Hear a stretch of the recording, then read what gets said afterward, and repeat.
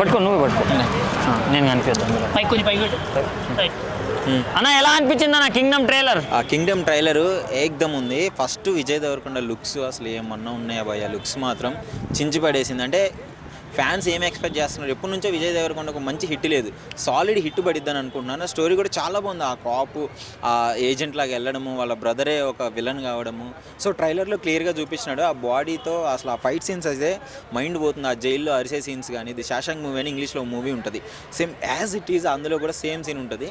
So ఇట్లా అరిచేది. So నాకు చాలా బాగా నచ్చింది. సో మూవీ కోసం నేను ఈగర్లీ వెయిటింగ్. అన్న ఇప్పుడు అనిరుద్ధ్ గారి బీజిఎం ఎలా అనిపించింది అన్న? సో అనిరుద్ధ్ గారి బీజం అయితే ఇక మనం చెప్పుకోవాల్సిన అవసరం లేదు. పైగా విజయ్ దేవరకొండ మొన్న అనిరుద్ధ్ గారికి ఏదో టీ షర్ట్ కూడా ఇవ్వడం జరిగింది కదా. సో వాళ్ళ బాండింగ్ అర్థమైపోతుంది. అనిరుద్ధ్ గారు ఏ సినిమారైనా నెక్స్ట్ లెవెల్కి తీసుకెళ్తారు. స్టోరీ లేకపోయినా కానీ బీజిఎంతో కొట్టేసుకుని వస్తుంది మూవీ.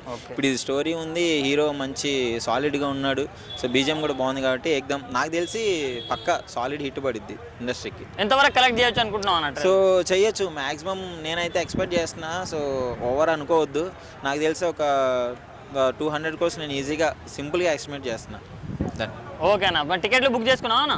వెళ్తాం, ఉంటాయి కదా వస్తాయి, ఆ టైంకి అవన్నీ వచ్చేస్తాయి. Thank you. అంతే సింపుల్.